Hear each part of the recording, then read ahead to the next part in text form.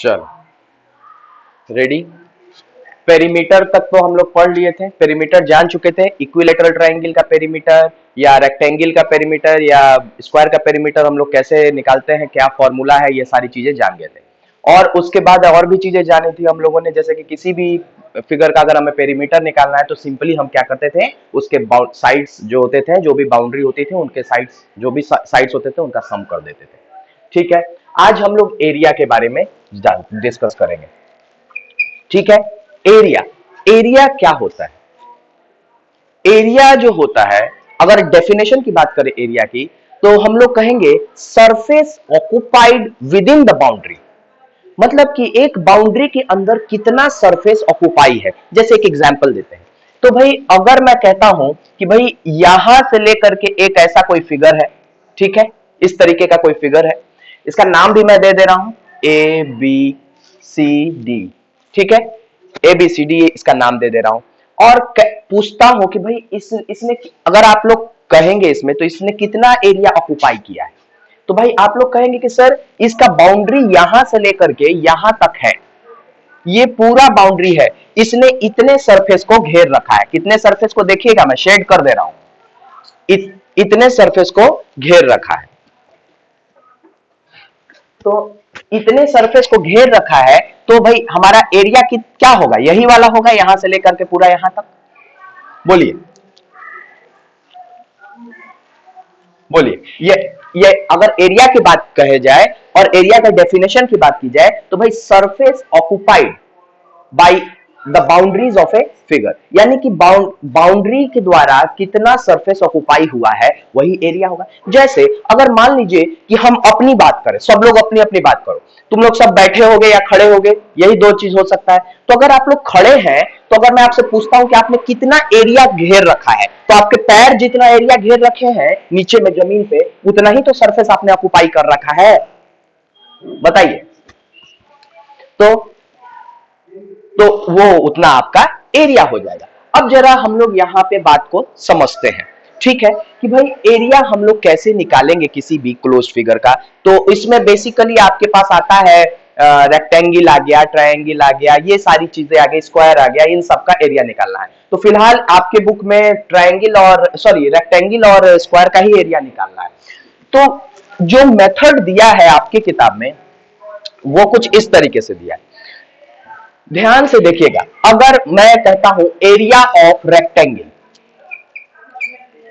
Area of rectangle क्या होगा भाई? तो रेक्टेंगल क्या होता है, सबसे पहले तो दिमाग में ये जाना चाहिए कि रेक्टेंगल होता क्या है। तो रेक्टेंगल फोर साइडेड वैसा क्लोज्ड फिगर होता है जिसका की अपोजिट साइड जो होता है वो इक्वल होता है, और एक एंगल जो होता है वो 90 डिग्री का होता है। ठीक है, ये याद रखिएगा। अभी एंगल वाले कॉन्सेप्ट में जाएंगे तो अभी हम इसको और डिटेल करेंगे। तो एक एंगल जो होता है वो 90 डिग्री शो करने के लिए ऐसे हम लोग एंगल दिखाते हैं, देख लीजिए ये। ठीक है, एक ऐसा फिगर, एक ऐसा फोर साइडेड क्लोज फिगर जिसका की अपोजिट साइड इक्वल हो जाए और एक एंगल क्या हो, 90 डिग्री का। तो अपोजिट साइड इक्वल हो जाए मतलब ए बी जो है इस सी डी के बराबर हो जाए और ए डी जो है इस बी सी के बराबर हो जाए, तब ऐसे फिगर को हम लोग कहेंगे कि भैया ये क्या है, रेक्टेंगल है। क्लियर बात समझ में आ रही है? ओके। कहीं भी अगर दिख जाए, जैसे कि मान लीजिए अगर फिगर में कुछ बोला भी नहीं है, बोल दिया कि एबीसीडी एक फिगर है, बताइए इसका एरिया, तो आप तुरंत उसका मेजर देख लीजिएगा। अगर मान लीजिए ये 5 दिया और ये 5 दिया, ये 4 दिया, ये 4 दिया, तो दिमाग में तुरंत चल जाएगा कि अपोजिट साइड इक्वल, यानी ये क्या है, रेक्टेंगल। क्लियर बात समझ में आ रहा है? ठीक है, और ऐसा फिगर में आपके दिया भी होगा, ऐसे 90 डिग्री एक ऐसा सिंबल दे देगा इस तरीके से दिखाने के लिए कि ये रेक्टेंगल है। क्लियर बात समझ में आया कि नहीं? बोलिए बोलिए, इतना समझ में आया कि नहीं आपके? ठीक है भैया। तो अब हम लोग पढ़े हैं कि रेक्टेंगल में होता है लेंथ और होता है ब्रेथ। रेक्टेंगल में होता है लेंथ और होता है ब्रेथ। अब जब पेरीमीटर की बात हो रही थी, स्पीकर ऑफ कर लीजिए पीछे से, अगर पेरीमीटर की बात हो रही थी तो भैया हम क्या करते थे कि एक लेंथ, इतना धीरे धीरे ये लोग आते हैं ना सब लोग, अगर पेरीमीटर की बात होती थी तो हम लोग क्या करते थे भाई कि ये पूरे बाउंड्रीज को क्या करते थे, इसको इसका सम कर देते थे। यानी अगर हमारे पास एक लेंथ ये हो गया, एक ब्रेथ हो गया, फिर से एक लेंथ मिला और एक ब्रेथ मिला, यानी 2L और 2B मिलता था। इसीलिए हम लोग क्या कर देते थे, perimeter of rectangle 2 into length plus breadth कर, ब्रेथ, लेंथ प्लस ब्रेथ। हाँ ठीक है। अब अगर एरिया की बात आएगी तो भैया वो एरिया कितना कवर करेगा, तो भाई अगर लेंथ की बात की जाए तो लेंथ में तो इसने इतना बाउंड्री कवर किया है, यहां से यहां तक पूरा लेंथ है, ये वाला पोर्शन पूरा। और ब्रेथ की बात आई तो यहां से लेकर के यहां तक। बात समझ में आ रही है कि नहीं, क्लियर है कि नहीं? तो जो पहले के लोग थे उन्होंने क्या किया था, कि इसको छोटे छोटे स्क्वायर के फॉर्म में बांट लिया था। क्या किया था, स्क्वायर के फॉर्म में बांट लिया था। जैसे इसको ऐसे बांट लिया, देखिए ऐसे छोटा सा स्क्वायर बना लिया, फिर से एक और स्क्वायर बना लिया और एक और स्क्वायर, 3 स्क्वायर ये हो गया, फिर एक यहां स्क्वायर बन गया, फिर एक यहां स्क्वायर बन गया और फिर एक यहां स्क्वायर बन गया। ठीक है, इसी तरीके से स्क्वायर बना दिया इसको। ठीक, तो कितना स्क्वायर बन गया भाई, 4, 1 2 3 4 एक साइड में है और 1 2 3 एक साइड में है। क्लियर बात सबके समझ में आ रहा है कि नहीं, बोलिए। तो इसका एरिया ये लोग बोल देते थे क्या भाई, 1-1 सेंटीमीटर का स्क्वायर ये लोग बना देते थे। ठीक है, तो इस तरीके से एरिया ये लोग निकालते थे। लेकिन चूंकि एरिया का फॉर्मूला इससे क्या निकल के आया कि भाई हमने लेंथ लिया और ब्रेथ लिया, लेंथ और ब्रेथ, ये ए बी हो गया लेंथ और बी सी हो गया ब्रेथ। तो भाई लेंथ इंटू ब्रेथ, यानी रेक्टेंगल का एरिया जो हुआ वो क्या आया, एरिया ऑफ रेक्टेंगल क्या आया, length into breadth, L into B. ठीक है, क्लियर बात समझ में आया कि नहीं, बोलिए। अगर कहीं भी कोई भी रेक्टेंगल दे दे, अब दुनिया में कहीं कोई भी रेक्टेंगल दे दे, क्या आप उसका एरिया नहीं निकाल लेंगे, बताइए। अगर मान लीजिए ये एक रेक्टेंगल दे दे और ये बोल दे कि इसका लेंथ जो है वो 10 सेंटीमीटर है और ब्रेथ जो है 5 सेंटीमीटर है, तो क्या 5 सेंटीमीटर है, ठीक है, तो क्या आप इसका एरिया नहीं निकाल लेंगे, आराम से निकाल लेंगे। क्या कर देंगे, लेंथ इंटू ब्रेथ लिखेंगे डायरेक्ट, एरिया ऑफ रेक्टेंगल बराबर होता है लेंथ इंटू ब्रेथ, यानी 10 इंटू 5, 5 10 पचे 50 सेंटी। अब देखिए आपको मैंने पढ़ाया है, क्या पढ़ाया, अब देखिए क्या मैंने पढ़ाया है कि अगर a इंटू ए होता है तो a स्क्वायर हो जाता है, b इंटू बी हुआ तो b स्क्वायर हो गया, b स्क्वायर इंटू बी होगा तो b क्यूब हो जाएगा, या a इंटू ए कितना हो जाएगा, a क्यूब हो जाएगा, b into B b cube हो जाएगा, c into C c cube हो जाता है कि नहीं, बेस सेम रहता है तो पावर ऊपर में ऐड हो जाता है, ये तो बात आपको पढ़ाई है मैंने। ठीक है, तो उसी तरीके से 10 सेंटीमीटर इंटू 5 सेंटीमीटर, तो भाई 10 पचे 50 तो हो गया, लेकिन सेंटीमीटर का आपस में मल्टीप्लाई हुआ तो क्या हुआ, स्क्वायर सेंटीमीटर। यानी कि बात समझ में आया कि नहीं, बोलिए।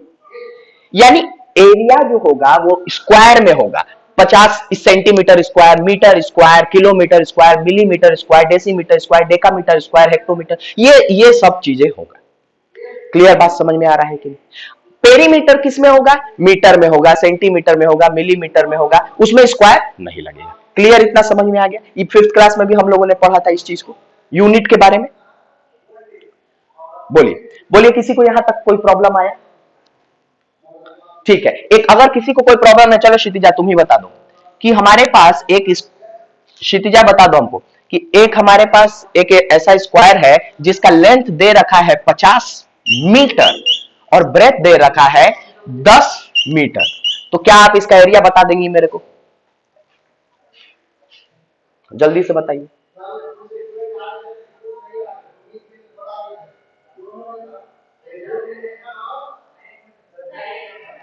हाँ, L इंटू बी, साइड नहीं भैया, L इंटू बी है वो।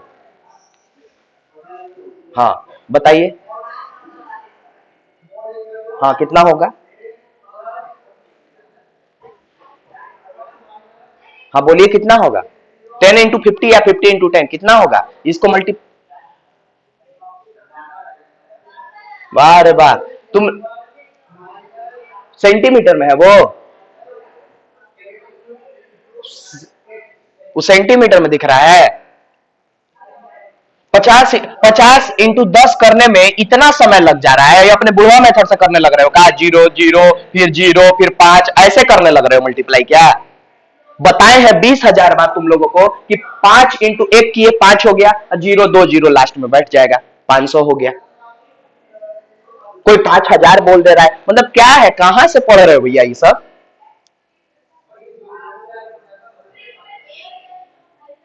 दिमाग को का सुला के एकदम रख दिए हो 10 दिन में, कि मल्टीप्लाई भी भूल जा रहे हो। और क्षितिजा तुमको बताने में इतना समय लग जा रहा है, 50 × 10।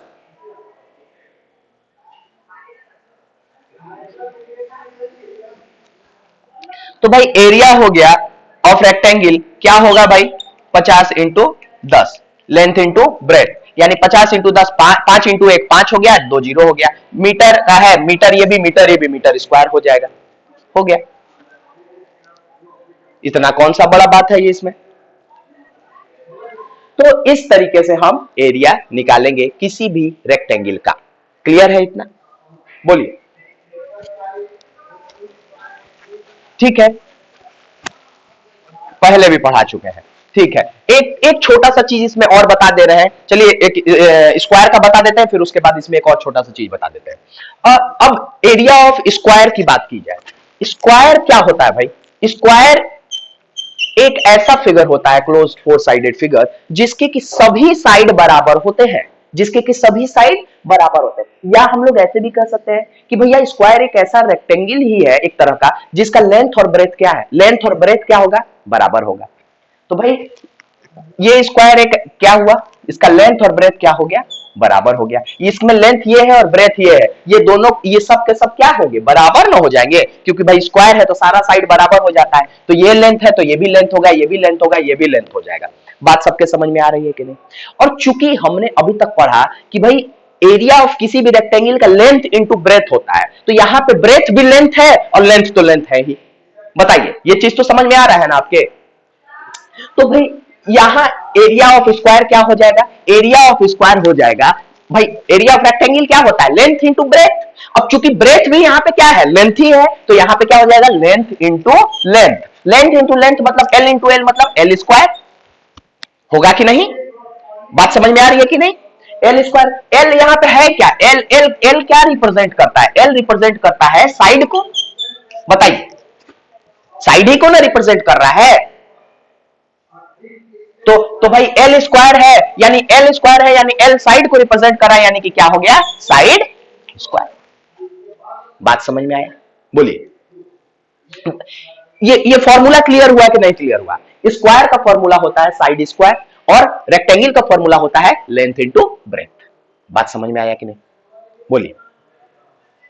तो भाई अगर अगर हम लोग एक स्क्वायर ले लेते हैं, जैसे मान लीजिए कह देता है कि find the area of a square whose side is of whose side are of 5 centimetre.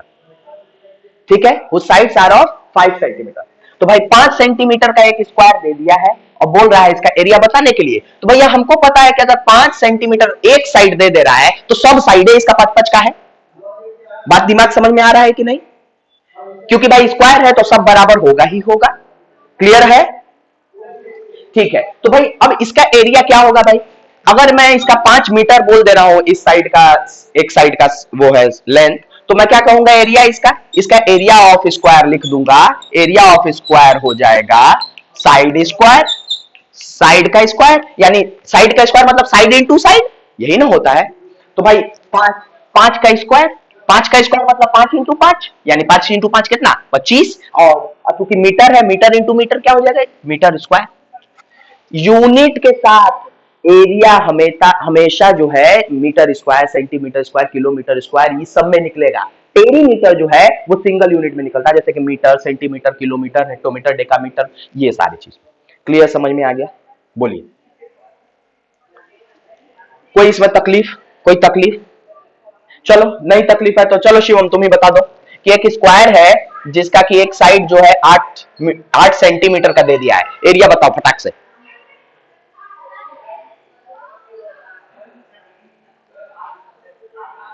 बाहर एक गधा, बाह, 16 सेंटीमीटर, मतलब एकदम शर्म भी नहीं आया ना, शर्म भी नहीं आया। इतना सिक्स क्लास में इतना बार बोले कि 8 का स्क्वायर, 3 का स्क्वायर, 5 का स्क्वायर, 10 मत बोल देना, 9 मत बोल देना भैया, 6 मत बोल देना। 3 का स्क्वायर बहुत लोग 6 बोल देते हैं। इतनी बार बोले कि ये बहुत बड़ा ब्लंडर मिस्टेक है। अरे खोपड़ी भी तो थोड़ा इस्तेमाल करो भैया। तो भाई एरिया ऑफ ये स्क्वायर क्या हो जाएगा? एरिया ऑफ स्क्वायर क्या हो जाएगा? 8 इंटू 8। 8 इंटू 8 मतलब क्या? 8 अठाई 64, 64 सेंटीमीटर है तो सेंटीमीटर का स्क्वायर। सिंपल। बात इतना क्लियर समझ में आ गया सबके? ठीक है, इतना बात आपके समझ में आ गया है तो